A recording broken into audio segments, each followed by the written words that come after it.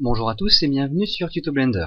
Je m'appelle Yves Pereira et vous êtes maintenant dans la troisième vidéo de ce cursus qui vous apprend à découvrir le logiciel Blender.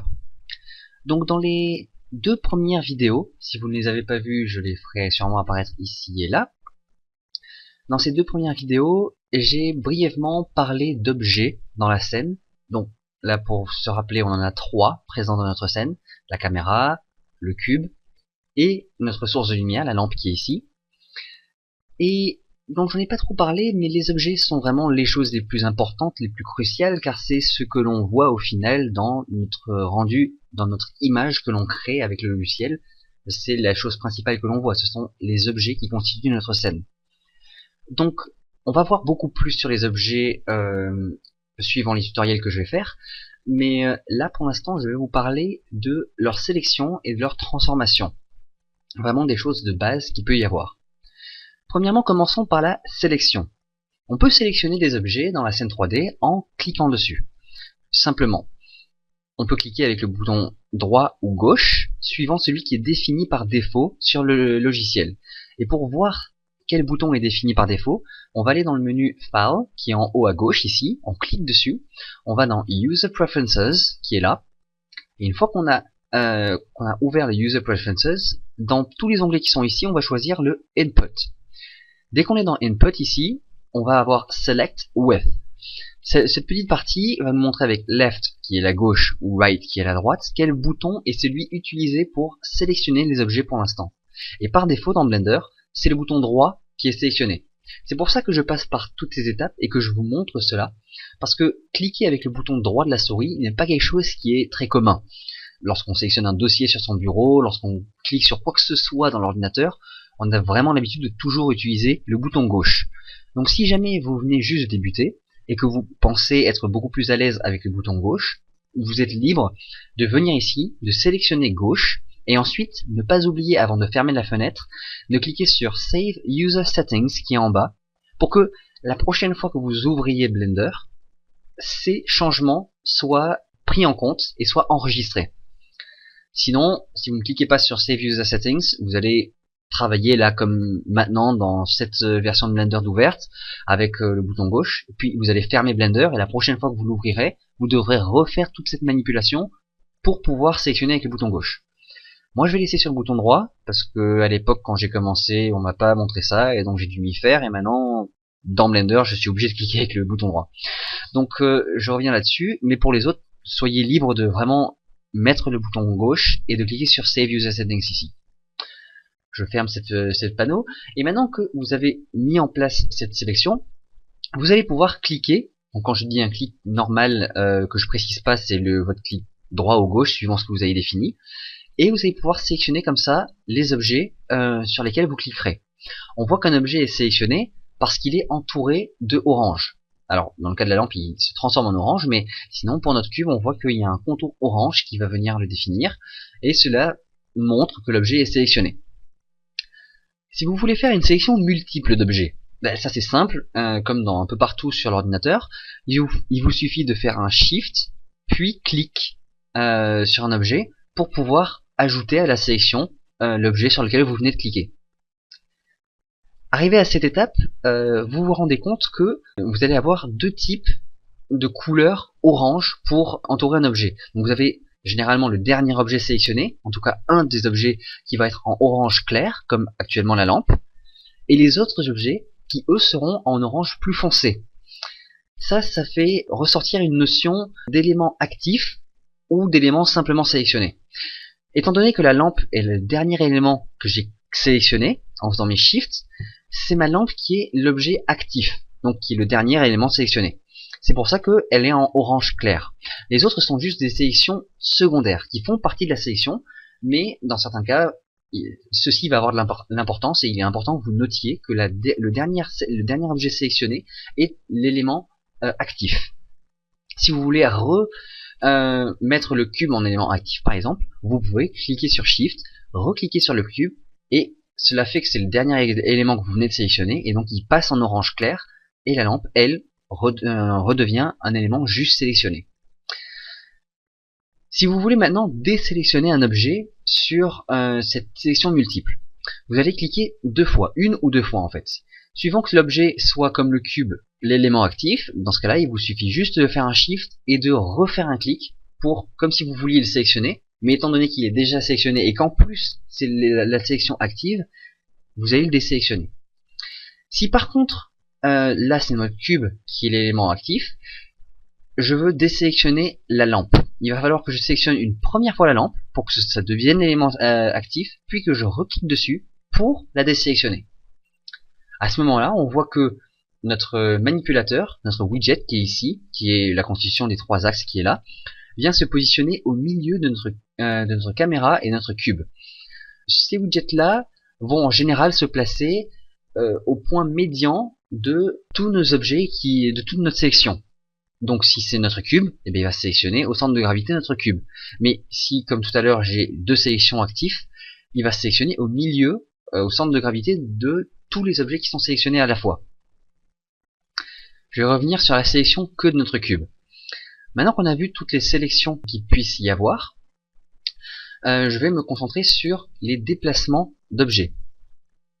Donc lorsqu'un objet est sélectionné, tel que notre cube au milieu ici, on va pouvoir faire des transformations avec à partir du widget, donc la constitution des trois axes que l'on voit ici, pour le déplacer dans notre scène.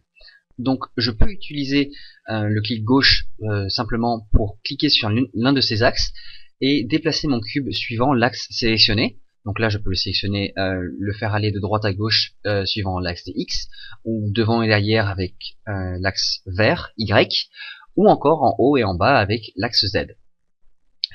En plus de tout ça, je peux aussi cliquer sur le cercle blanc qui est au milieu pour aller dans un mode de déplacement libre et le déplacer un peu partout dans la vue 3D en fonction du plan de la vue dans laquelle je suis. Donc à partir de maintenant, vous allez peut-être commencer à être un peu gêné par le curseur 3D qui est au milieu, qu'on appelle le curseur 3D, en rouge et en blanc avec la sorte de cible qui peut potentiellement se mettre dans votre passage un peu partout où vous cliquez, si vous vous trompez de clic. Si vraiment ce curseur vous dérange, pour l'instant, ne vous en préoccupez pas du tout. Et il ne va pas du tout vous déranger dans votre modélisation. Et vous pouvez même cliquer et le mettre ailleurs. Pour cela, il vous suffit de cliquer ailleurs dans votre scène avec le bouton que vous n'utilisez pas pour sélectionner des objets. Dans mon cas, c'est le clic gauche.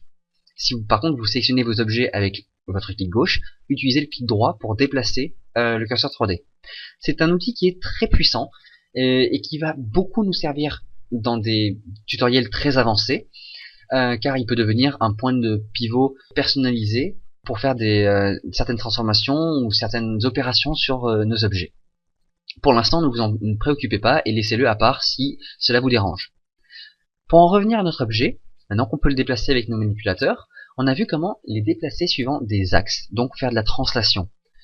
Néanmoins, il existe d'autres moyens d'interagir avec cet objet. Les widgets peuvent changer, et pour ça, il faut aller voir en bas dans le header, qui est ici. On a différents types de widgets et de manipulateurs que l'on peut avoir ici. Notamment, pour l'instant, il est sélectionné la flèche, mais si on clique sur l'arc de cercle, on va pouvoir faire des rotations avec notre objet, en sélectionnant l'arc que l'on veut, ou encore agrandir et réduire notre objet avec le sorte de carré au bout de cube, au bout des manipulateurs, ici comme ça. En plus de tout cela, si on veut, en cliquant sur Shift, on peut cumuler ces widgets et faire un maxi combo de widgets pour faire nos déplacements et nos transformations sur notre objet. Et par-dessus tout ça, si on veut les faire disparaître, on peut tout simplement cliquer sur le premier bouton qui est ici et qui montre les trois axes. Cela permet d'afficher ou de faire disparaître les widgets. Et cela fait soulever une question supplémentaire. Si jamais nos widgets disparaissent et qu'on ne les a plus, bien sûr on peut les faire apparaître avec ça, mais si l'on veut travailler sans widgets, comment faire?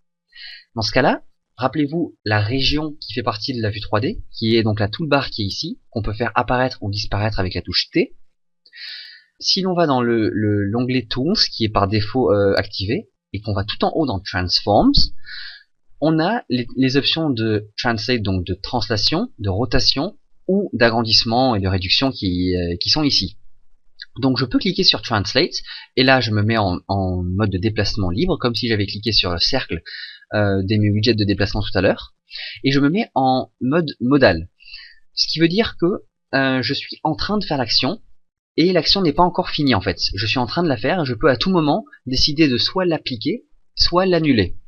Pour cela, vous pouvez soit faire un clic droit, ce qui va valider l'opération que vous êtes en train de faire, ou vous pouvez aussi cliquer sur Entrée pour valider l'opération, ou vous pouvez annuler ce que vous êtes en train de faire et faire que le cube revienne automatiquement à l'endroit où il était avant, comme si vous n'aviez jamais fait cette opération, en faisant un clic droit ou en cliquant sur Échappe.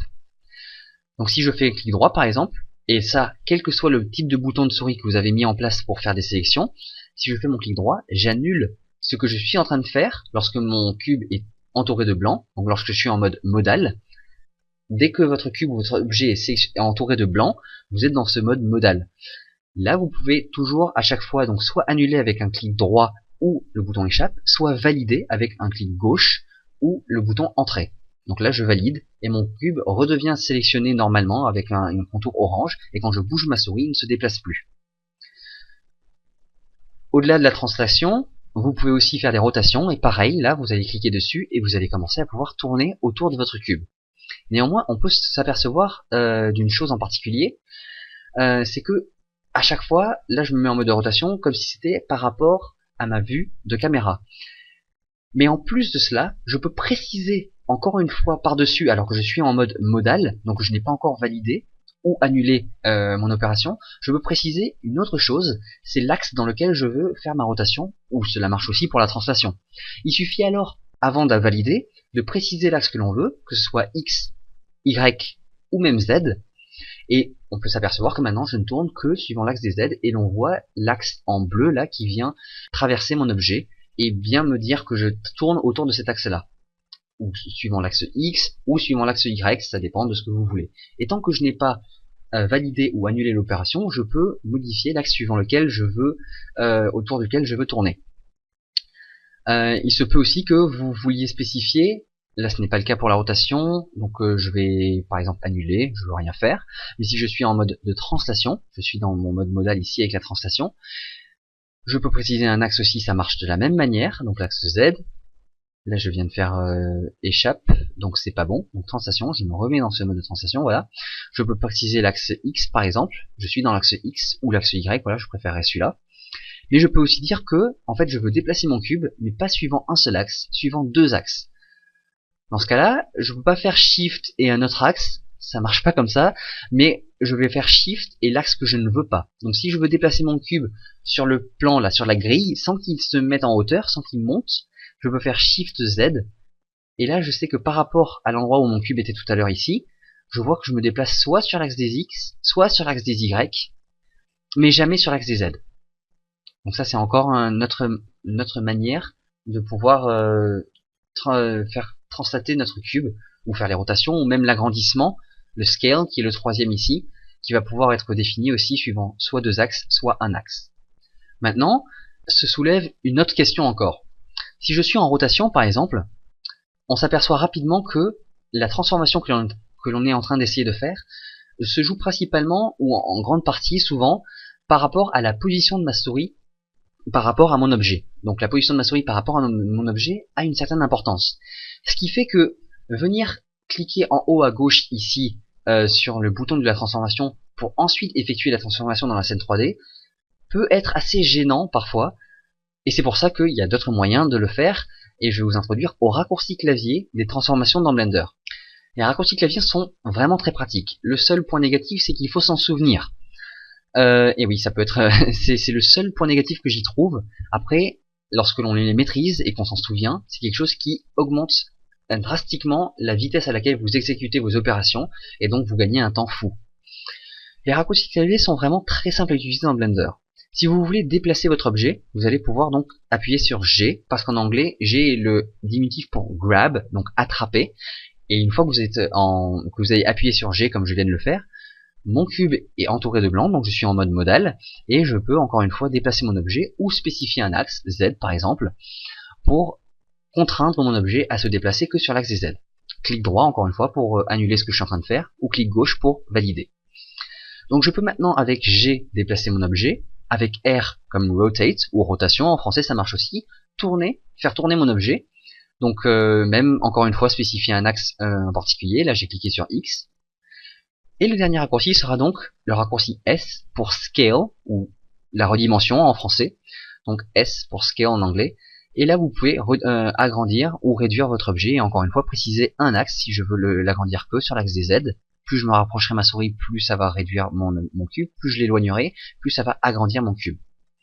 Je peux faire S, et encore une fois, comme je vous l'ai dit, je peux faire S avec Shift X par exemple, et dans ce cas-là, j'agrandirai que sur 2 axes, et pas sur le troisième. Pour savoir dans Blender s'il existe un raccourci clavier pour l'opération que vous êtes en train de faire, et que vous en avez marre de à chaque fois cliquer sur un bouton dans la toolbar ou ailleurs, vous pouvez tout simplement passer votre souris sur le bouton sans cliquer et laisser quelques secondes. Là, vous aurez une petite bulle d'information avec marqué Shortcut, le raccourci clavier de cette opération. Là, on voit que je suis sur la translation. Donc, en dessous de la description du bouton, il y a marqué un petit Shortcut et G, car je vous ai dit que G était le raccourci pour Grab, pour donc faire la translation. Voilà, j'ai fini sur cette troisième vidéo de ce cursus. Je vous retrouve pour le quatrième tutoriel un peu plus tard.